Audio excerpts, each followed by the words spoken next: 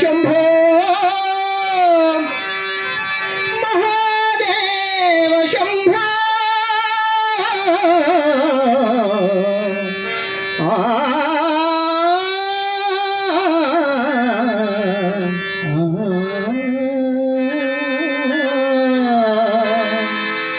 ఆశేతు హిమనగము నీ ధ్యానమే అడువడుగు పలికేను నీ నామమే ద్వాదశాలింగాల సద్భావమే కేదారవాసము కైలాసమే కైలింగ భూమి ఆవాసమే ఉల్లోక సీమా నీ దేహమే. స్కేల్ ఇది ఉంటే బాగుంటుంది. మీరు చాలా పరిగెత్తారు పాట, ఈ స్కేల్ వాడండి, స్పీడ్ వద్దు. అంత బాగుంది. మీరండి మీరు కోరస్ పలకట్లేదు మీ ఇద్దరు సరిగ్గా. మీకేమో పాట రాదేమో నా డౌటు. అంటే నాకు అట్లా అనిపించింది అంతే. సరే, సంతోషం, థ్యాంక్ యూ.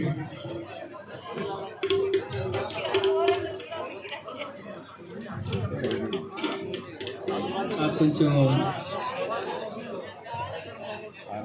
శ్రీరాగం ఎవరండి పన్నది? నీలమేఘ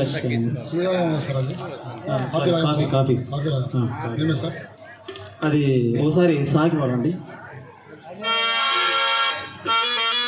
హలో హలో. శ్రీరామ రామయను నోరారగ భక్తితో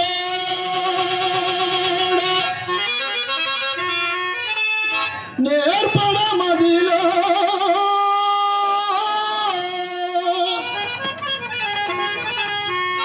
ఆరామ విభుని దలచిన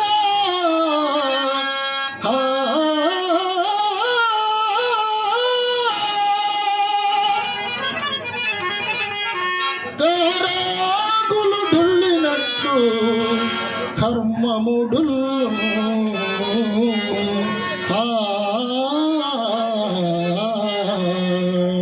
అలాగే పల్లవి నీలమేఘ శ్యామ. నీలమేఘ శ్యామ శ్యామ గారు రెడ్డి వెళ్ళిపోయినా. నీలమేఘ శ్యామ నిన్ను నమ్మితి రామ జాలమేలా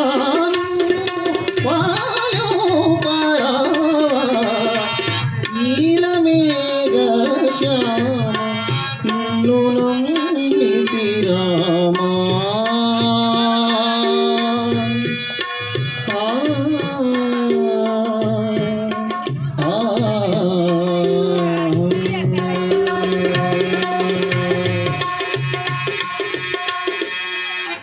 తర్వాత ఫస్ట్ చరణం పడండి. చరణం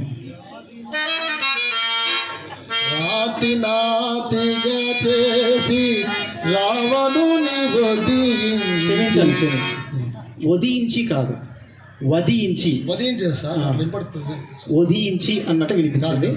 వదించి, సరే వదించి అన్నారు కదా, ఓకే. తర్వాత కోతినై నంగాని సుజ్ఞానిగా చేసి ఖ్యాతిగాంచితివయ్యా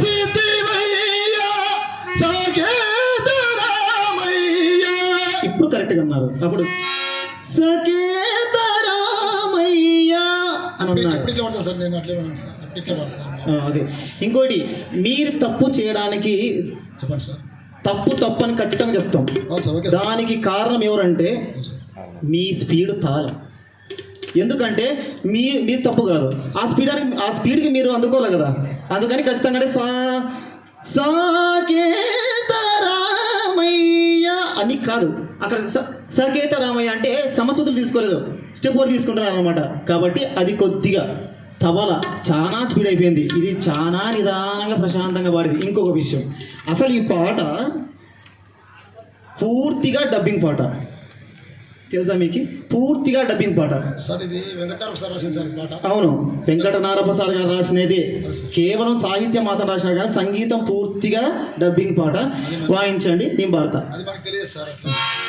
తెలియదు కాబట్టి చెప్తున్నానండి. మా వల్ల గుణదోషమేలా రామ, మా వల్ల గుణదోషమేలా రామ, మా వల్ల గుణదోషమేలా రామ. ఇది ఈ పాటని, ఇది త్యాగరాజ కృతి. దాన్ని మార్చేసి అలా చేసినాడు ఆయన. అది తప్పేం కాదు, ఎప్పటి నుంచో వాడుతున్నారు. కానీ ఇంకొకసారి పాడినప్పుడు ఒరిజినల్గా కొన్ని ఉన్నాయి. అన్నమయ్య సంకీర్తన, త్యాగరాజ కీర్తనలు డైరెక్ట్ అది వాడండి. మా వల్ల గుణదోష అది వాడండి, అద్భుతంగా ఉంటుంది.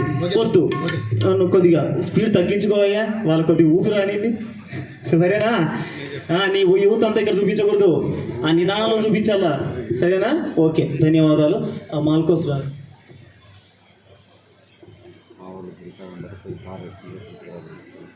వాయించండి మీరు ఇద్దరు హిందోళంలో. హిందోళం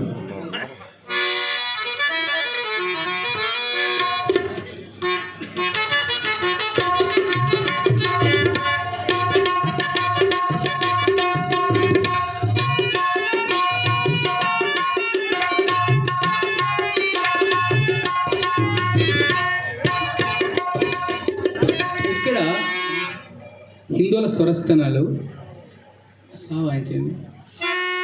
కింద కింద స స గ మ ద ని సా సా ని ద మ ద. ఈ శృతిలో నేను ఎప్పుడు పాడలేదు. ఇంత హై శృతి సా అందుకోవడానికి స గ మ ద ని సా, ఇది మధ్యమ స్థాయి. దీని తర్వాత తారస్థాయి ఉంటుంది, దాని కింద మంద్ర స్థాయి ఉంటుంది. ఈ శృతిలో మీరు పాడుతున్నారని కాదు కానీ. అండ్ ఇంకో విషయం ఏంటంటే అపశృతులు సగమ ధనిస్త తర్వాత ఇంటర్లోడ్స్లో అన్ని వేరు స్వరాలు వాయిస్తున్నారు. మీరనే కాదు, చాలామంది ఇంటర్లోడ్స్లో వేరు రాగాల్లో వేరు స్వరాలు వాయించాల్సిన అవసరం ఏముంది? ఈ విషయం మీద నేను ఇంతకుముందు కూడా పిఆర్ పల్లిలో కూడా ఈ అపస్వరాలను వాయించాల్సిన అవసరం లేదు, హిందోళంలోనే వాయించుకోవచ్చు. ఇంటర్లోడ్స్ కూడా అది చాలామంది వాయిస్తున్నారు. అలాగే కొంచెం అదే సాంప్రదాయాన్ని కోల్పోతుందని అప్పుడు కూడా చెప్పాను. ఇదే ఇప్పుడు కూడా అదే హిందోళంలోనే వాయించుకోండి. హిందోళంలోనే ఒకసారి అది లేకుండా ఒకసారి హిందోళంలో ట్రై చేయండి.